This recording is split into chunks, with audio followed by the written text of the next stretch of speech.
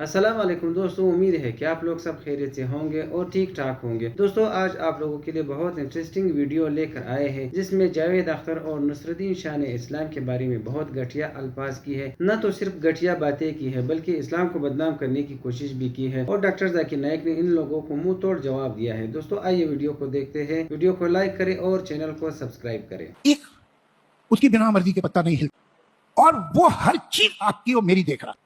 तो अगर तुम्हारी मर्जी के बिना पत्ता नहीं हिलता है और सब कुछ तुम देख रहे हो, तो फिर ये जो दुनिया में इतना अन्याय है, दुनिया में इतनी भूख है, इतनी बीमारी है, इतनी मजबूरी है, इतने हत्याएं हैं, ये इसके सामने हो रहे हैं। और ये चाहे तो रोक सकता है, लेकिन ये होने देता है। मजहब का झंडा लिए हुए, मजहब मतलब आखिरत की फिक्र है लोगों को, दुनिया में क्या हो रहा है उसकी नहीं, कि भाई मैं जन्नत जाऊंगा कि नहीं, मैं ऊपर वाला मेरे अच्छे कर्म नोट कर रहा है कि नहीं। मुझे तो हमेशा से ही ये बात बेवकूफ़ी की लगी कि एक अल्लाह मियाँ बैठे हुए हैं ऊपर और वो हर एक को देख रहे हैं और हर एक के बारे में नोट कर रहे हैं कि इसने क्या किया, उसने क्या। मैंने कहा बहुत ही बिजी रहते होंगे वो, मतलब उनको फुर्सती कहाँ होगी कुछ और करने की। तो ये बातें तो मुझे तब भी नहीं सूझी जब 5-6 साल की उम्र में ये कहानियां मुझे बताई जाती थी। और अब तो खैर बिल्कुल ही मैंने आई एम लैप्स्ड मुस्लिम। आपने कहा कि आप नास्तिक है, कहा था नहीं, एथियस्ट है। भाई साहब, मैं आपको कॉन्ग्रेचुलेट करता हूं, मैं आपको मुबारकबाद देता हूं कि आप नास्तिक है। आप सोचते होंगे क्यों मैं मुबारकबाद दे रहा हूं आपको, सोचते होंगे ना कि ये जाकिर से सवाल पूछ रहा हूं, उसकी मेन जड़ को काट रहा हूं मैं और मुबारकबाद दे रहा हूं। सोच रहे ना, सोच रहे नहीं? क्यों मुबारक मैं आपको बोलता हूं। अक्सर लोग दे डू ब्लाइंड बिलीफ, अंधविश्वास। वो हिंदू है क्योंकि उसके वालिद हिंदू है, वो क्रिश्चियन है, ईसाई है क्योंकि वालिद ईसाई है, और कई मुसलमान है क्योंकि उनके वालिद मुसलमान है। They are doing blind belief, वो अंधविश्वास कर रहे हैं। आप एक अल्हम्दुलिल्लाह इंटेलिजेंट शख्स है, माशाअल्लाह, साइंस पे यकीन करते। आप सोच रहे आपके वालिद शायद मानते होंगे खुदा में, होंगे क्या नहीं, मानते हैं क्या नहीं? आपके वालिदैन मानते क्या नहीं? वो एग्नोस्टिक है। एग्नोस्टिक है। और आपके परदादा? वो भी एग्नोस्टिक थे। और उनके परदादा? वो रिलीजियस थे। वो रिलीजियस, कोई भी मानते थे ना परदादा। आपके परदादा मानते थे, लेकिन आप अब ये करते, आप लेकिन जानते तो होंगे, आपके दोस्त जब बात करते मजहब के बारे में, ईश्वर के बारे में, उनका इल्म तो आपको होगा कि नहीं, कि मेरे हिंदू दोस्त किस भगवान में मानते, इल्म तो है। आप सोचते ऐसा भगवान जो खुद कुछ काम नहीं कर सकते, दूसरे भगवान की मदद लेता है, आप सोचते होंगे ना। और ये कैसा भगवान है? एक भगवान दूसरे भगवान की मदद ले रहा है तीसरे भगवान को हराने के लिए। तो आपका दिमाग सोच रहा है कैसा भगवान है, ये भगवान में मानने का फायदा क्या है? तो मैं आपको कॉन्ग्रेचुलेट करता हूं, मुबारकबाद देता हूं, क्योंकि आपने हमारे इस्लाम का, हमारे ईमान का, हमारे शहादा का पहला हिस्सा कहा, ला इलाहा, देयर इज नो गॉड, कोई भगवान नहीं। आप समझे ना? आपने हमारे शहादा, हमारे ईमान, हमारे इस्लाम के बुनियाद का पहला हिस्सा कहा, जो अहम जुमले का पहला हिस्सा कहा, देयर इज नो गॉड, ला इलाहा, आप कोई भी खुदा में नहीं मानते। इसीलिए मैं आपको मुबारकबाद दे रहा हूं। वो बाकी जो गैर मुसलमान है, जो हिंदू है, क्रिश्चियन है, मुझे पहला उनसे बहस करने पड़ेगा कि आप जिस खुदा में मानते हैं वो गलत खुदा है, फिर साबित करने पड़ेगा इल्लल्लाह, बट अल्लाह, जो मैं इंशाअल्लाह करूंगा। डबल काम, आपके लिए आधा काम मेरा हो चुका है, आप समझे ना। इसीलिए आप के साथ मेरा आधा काम हो चुका है, वो क्रिश्चियन को पहले साबित करने पड़ेगा, अरे भाई साहब ईसा अलैहिस्सलाम खुदा नहीं है, मेरा वक्त जाएगा। हिंदू को बोलने पड़ेगा, भाई आप जिस भगवान में मानते, ईश्वर में मानते, मूर्ति में मानते, गलत है। आप तो पहला पार्ट कह चुके हैं हमारा, मानते हैं। दूसरा पार्ट बट अल्लाह, इंशाअल्लाह मैं आपको साबित करूंगा। मैं आपसे सवाल पूछना चाहता हूं।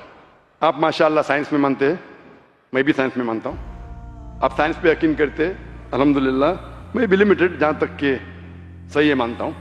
मैं आपसे सवाल पूछना चाहता हूं कि अगर एक चीज अगर आपके सामने लेके आऊंगा मैं, जो कोई भी इंसान ने कभी भी नहीं देखा, पहली बार कोई इंसान देख रहा है, और मैं आपसे पूछूंगा कि इसका मैकेनिज्म, सबसे पहला शख्स कौन बोलेगा? ये चीज may be computer, may be something out of the world, something absolutely different. पहले बार जिंदगी में कोई इंसान देख रहा है। मैं आपसे पूछूंगा इसका मैकेनिज्म सबसे पहले कौन सा शख्स कहेगा? आपका क्या जवाब है?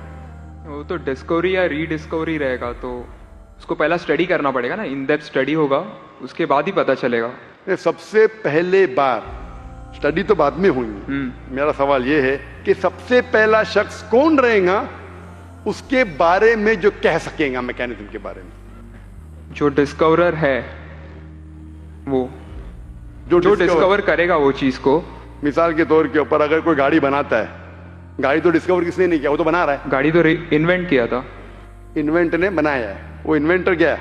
एक नई गाड़ी लेके आऊंगा, बोलूंगा लेटेस्ट मॉडल है, कौन जानता है? आप क्या बोलेंगे? गाड़ी को अगर एक गाड़ी अभी है, मैं उसको पूछूंगा मारुति कार 800 कौन जानता है, तो आप क्या उस पर तहकीक करेंगे? नहीं।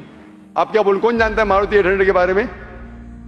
अब तहकीक करेंगे जवाब देने के लिए। तहकीक करने पे तो एक हफ्ता 1 साल निकल जाएगा।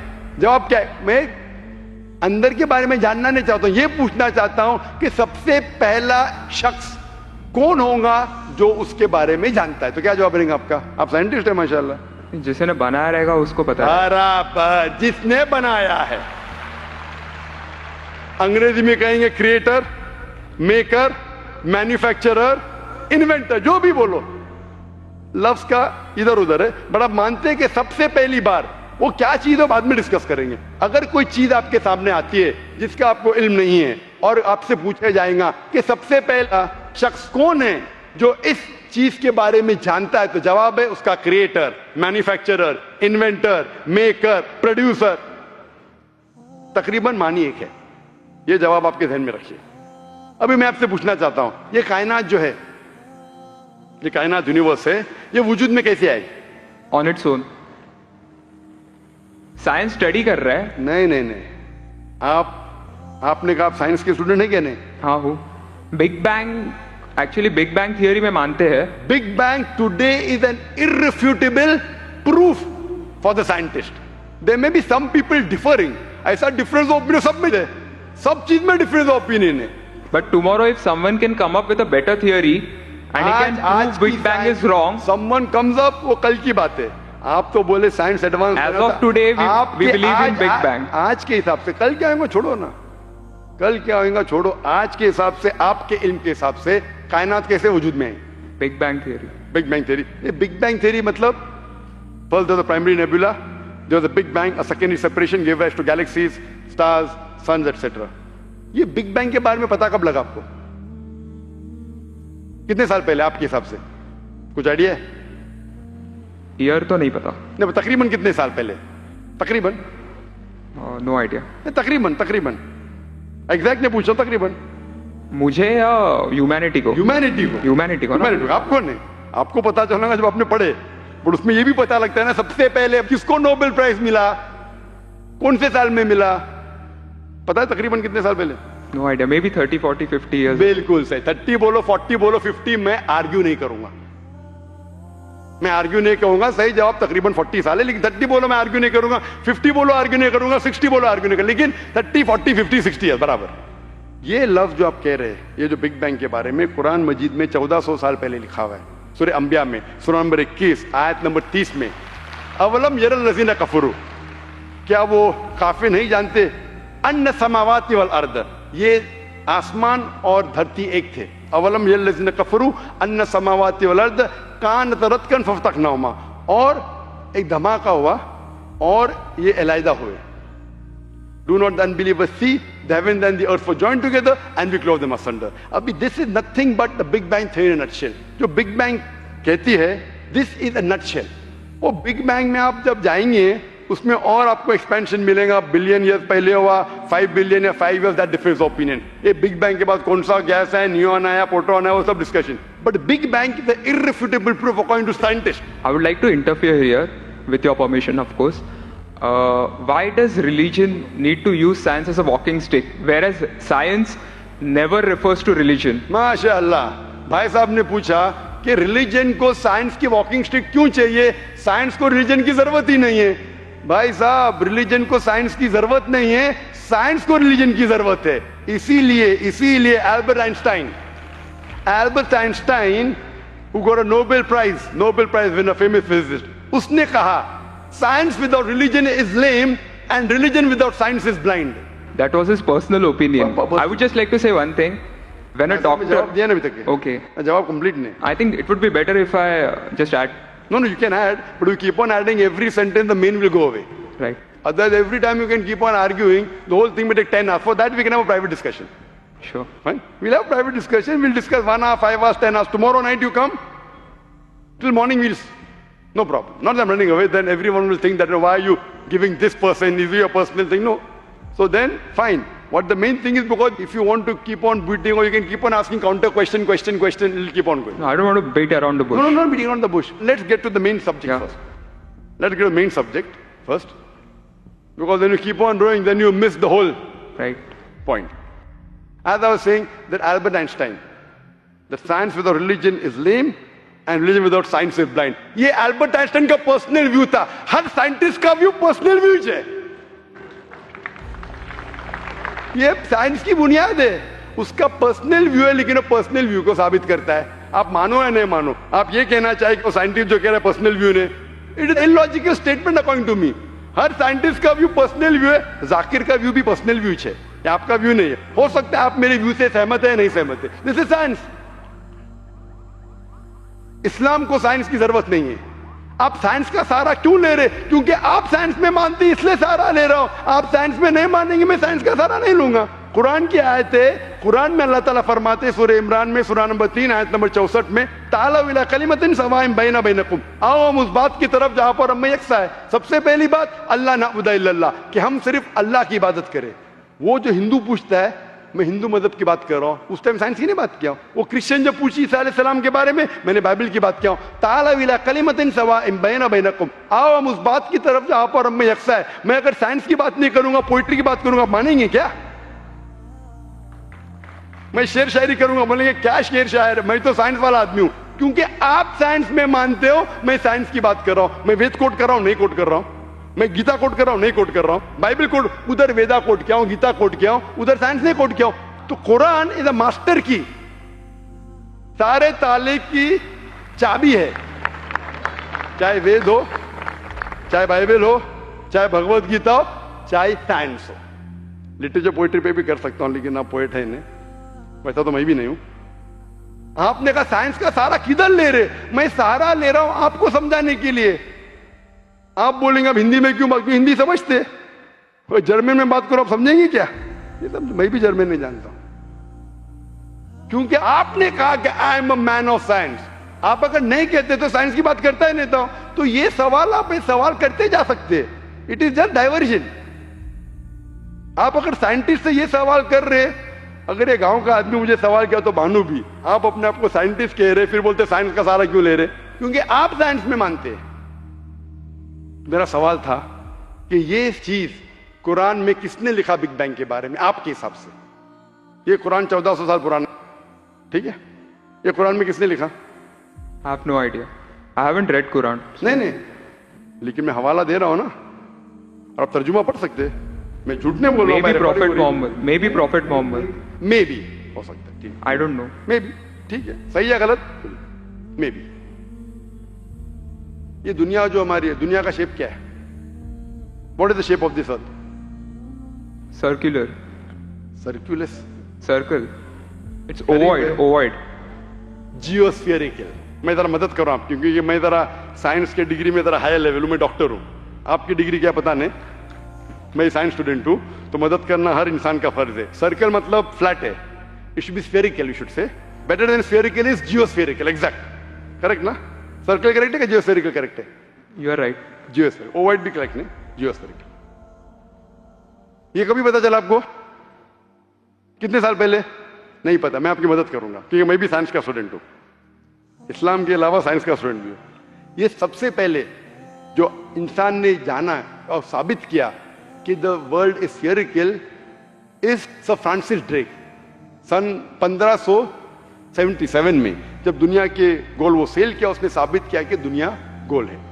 कुरान मजीद में अल्लाह ताला फरमाते सूरह नाज़ियात में सूरह नंबर 79 वर्स नंबर 30 में वल अर्द बाद ज़ालिका दहाहा, और हमने इस अर्थ को, इस जमीन को दहाहा बनाया।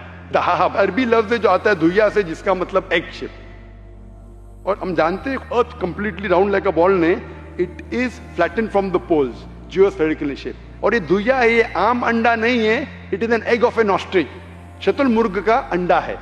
और अब शतुरमुर्ग का अंडा देखेंगे, इट इज जियोस्फेरिकल शेप। तो कुरान मजीद में 1400 साल पहले कौन लिख सकता है कि द अर्थ वॉज जियोस्फेरिकल शेप? मेरा सवाल है, कौन लिख सकता है?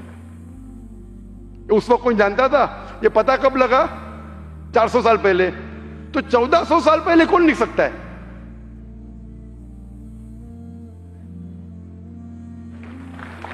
तभी वो पॉस्टुलेट था, अभी ये थियरी बन गया, प्रूव करने के बाद थियरी बन गया, तभी वो पॉस्टुलेट था। पॉस्टुलेट पढ़े क्या जियोस्फेरिकल शेप?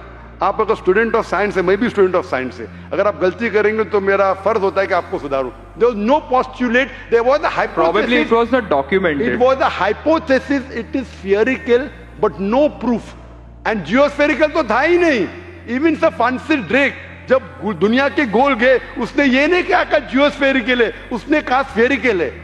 कुरान में लिखा है स्फेरिकल नहीं, geospherical. It was no postulate, no hypothesis also. Leave aside postulate, it came later on.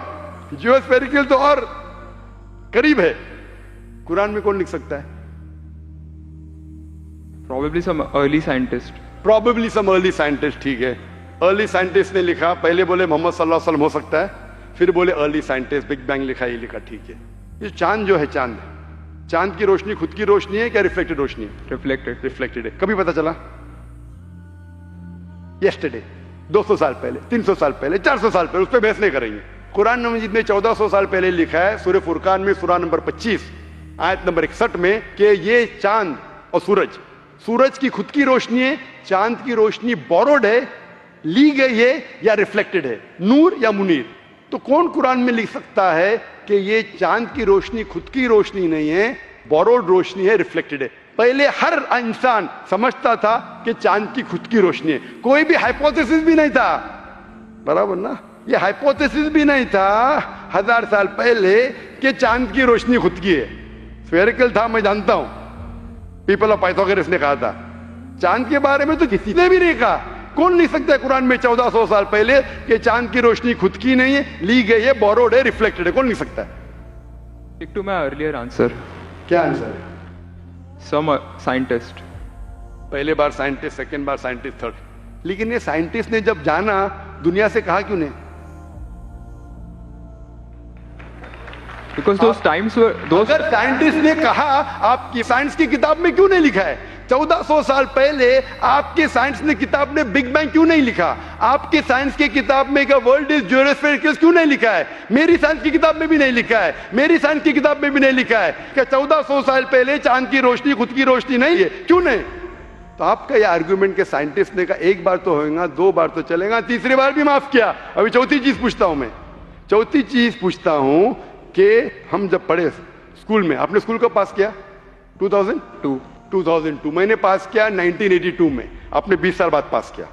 मैं जब क्या पढ़ा बोलूंगा, आप क्या पढ़ा आप मुझे बोलना। जब मैं 1982 में स्कूल पास किया तो मैंने पढ़ा कि चांद और सूरज they are revolving but they are rotating about their own axis.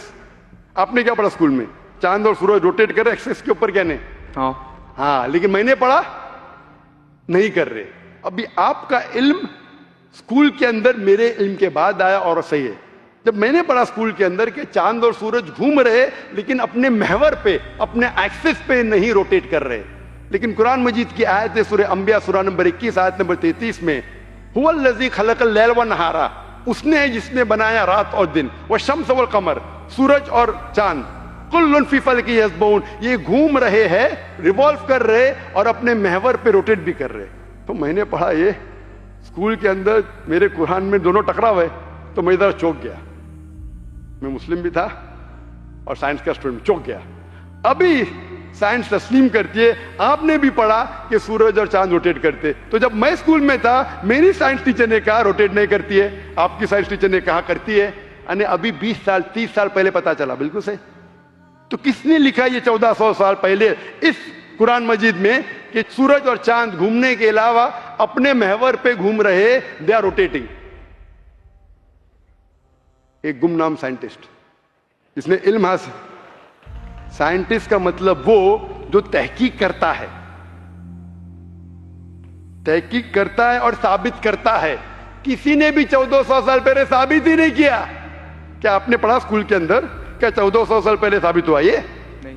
तो कैसा कह सकते साइंटिस्ट? आपका आंसर साइंटिफिक है? बिल्कुल साइंटिफिक नहीं है। आपका आंसर लॉजिकल भी नहीं है। आप समझ रहे ना? खाली एक assumption है। assumption है। साइंस के assumption में मानता है if the assumption can be proved it is right, otherwise it is wrong. Right. If you have an assumption, आप जानते होंगे इसके बारे में, जब Albert Einstein theory of relativity, theory of relativity जानते हैं आप? उन्होंने जब थ्योरी ऑफ रिलेटिविटी दुनिया से कहा, यह भी कहा 6 तरीके, this 6 things you can prove my theory wrong. उनने बताया कि इस थ्योरी को गलत साबित करना है, ये 6 चीज करो और मेरी थ्योरी गलत साबित हो जाएगी। That mean that's called as a falsification test. उसको कहते हैं अच्छा साइंटिस्ट। आपके अजम्पशन में कुछ है क्या फॉल्सिफिकेशन टेस्ट? पूरा फॉल्स है, टेस्ट ही नहीं है। अजम करो 2 + 2 = 5, मानेंगे आप? नहीं मानेंगे। assumption carries weight if it is based on logic. Quran में अब भी फॉल्सिफिकेशन टेस्ट है। आपको कुरान को गलत साबित करने का है, एक इख्तिलाफ लगाओ, take out a single contradiction in the Quran and the Quran will be proved wrong. 1400 साल से न किसी ने किया, न कभी कोई करेगा। कुरान की आयत है सूरह बकरा सूरह नंबर 2 आयत नंबर 23 और 24 में कि ये कुरान अल्लाह ने अपने पैगंबर मोहम्मद सल्लल्लाहु अलैहि वसल्लम को दिया। और एक चैलेंज है कि आप कुरान में से एक सूरा जैसा पेश करो, एक सूरा जैसा पेश करो। कितने लोग ने कोशिश किया, ना कभी कोई कामयाब ना कभी रहेगा। कितने फॉल्सिफिकेशन जैसे मेरे तकरीर सुन सकते हैं आप। दोस्तों ये थी हमारी आज की वीडियो। उम्मीद करते हैं कि आप लोगों को पसंद आई होगी और देखने के लिए कुछ मिला होगा। दोस्तों आज की वीडियो बहुत इंटरेस्टिंग वीडियो थी। आप लोगों ने देखा कि एक जो नाम निहाद मुसलमान होते हैं, इन लोगों ने इस्लाम को कैसे बदनाम करने की कोशिश की, और आप लोगों ने ये भी देखा कि डॉक्टर जाकिर नाइक ने इन लोगों का कैसा रिस्पॉन्स किया और इन लोगों की बातों का कैसा जवाब दिया। दोस्तों उम्मीद करते हैं कि आप लोगों को वीडियो पसंद आएगी। वीडियो आप लोगों को कैसी लगी कमेंट सेक्शन में जरूर बताना और अपना बहुत सारा ख्याल रखिए। इजाजत चाहते हैं, मिलते हैं नेक्स्ट वीडियो में। तब तक के लिए अल्लाह हाफिज।